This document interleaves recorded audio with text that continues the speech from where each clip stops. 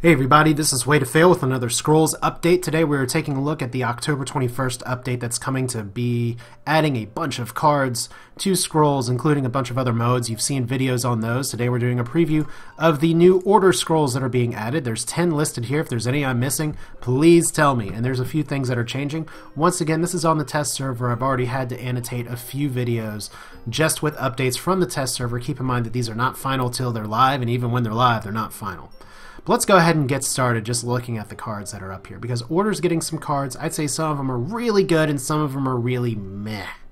But those of you who have more experience with Order than I do playing it can probably tell me a little more about how you think these cards would fit into your strategy. So feel free to leave those comments in the comments section, or just flame me and say I'm a terrible player, which is also true. So first off, we have an Aging Knight, which is a 1 creature for 2/1/2. It's like the craziest Kinfolk Brave ever, except look at the flavor text. The last thing a warrior learns is patience, which is important because the base countdown is increased by 1 every time it attacks. So this is kind of a shock troop. It's not hasted, but it's going to get slower and slower and slower until it kind of loses value. Of course, Honorable General makes things still go and tick just a little bit. Caller's Bane. This is a really situational card. I'm not entirely sure how I feel about this. Order does have some direct idol damage cards, but this one may be a little bit much. When the enchanted unit deals combat damage to an idol, other idols on the same side are dealt 1 damage. So actually that's a little better than I thought before. I misread it when I was looking in a game previously. I assume what that means is that if you attack an idol with this creature, it deals damage to all of it. So that could be a pretty good combo. Like I said, if you're going for direct idol damage, which it seems to be, Order has some, probably the weakest of a lot of, well, other than Growth, which has practically no direct idol damage. But Decay and Energy are more of where that's at.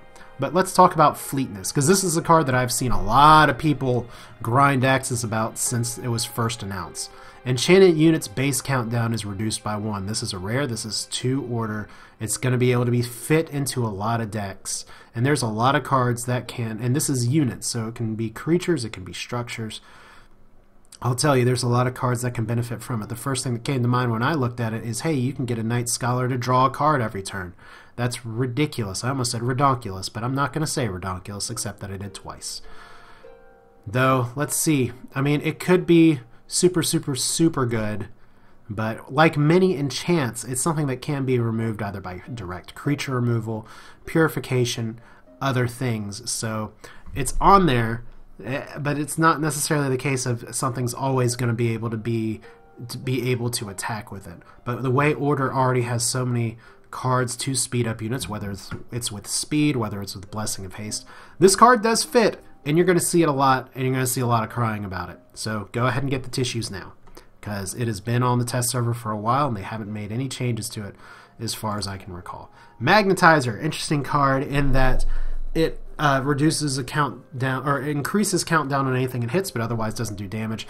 Probably the most value is that it attacks every turn.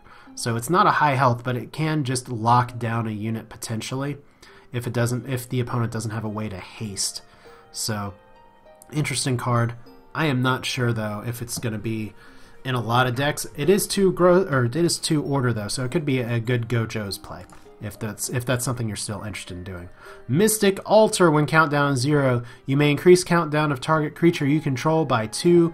Draw a scroll, which for some of you may say WTF, and to that I respond, we've seen a few cards that benefit from an increased countdown, or at least having a countdown higher than X. But here's Mystic Altar, a way to do that. Otherwise, it's a structure. I'm going to leave it to other people to kind of say how this card could be used or might not be used. I'm not entirely sure if it's going to see a lot of high-ranked play, though. Refined Strategy. Move target structure you control to an unoccupied tile on that side. Countdown's decreased by 1. So here's decreasing the countdown to structures. It's 2 Order. Order doesn't really play too nicely with structures, at least in the late game that you see. Now with the Pother nerf, that could change, but I mean, one reason you don't see a lot of structures, especially on Order, because you used to see Waking Stones all the time, is that things like, not rigged, but Tick Bomb for energy would be a hard counter to that. Everyone splashing Pother means structures would move, and maybe structures are going to be coming back into the game a little bit more. But Refined Strategy, if I were to pull this as a rare, I would honestly be disappointed. Royal Banner. Now this is a very fascinating card and favors order very well and works the flavor very well. Even though we could call it the Xenophobia card because all non-human units get countdown increased by 2 after attacking. So if you want your beast deck for anything or you want your undead deck for decay, yeah, this is going to increase the countdown quite a bit. This is going to be a tough card, or a card that you have to deal with if you're relying on a structure style strategy.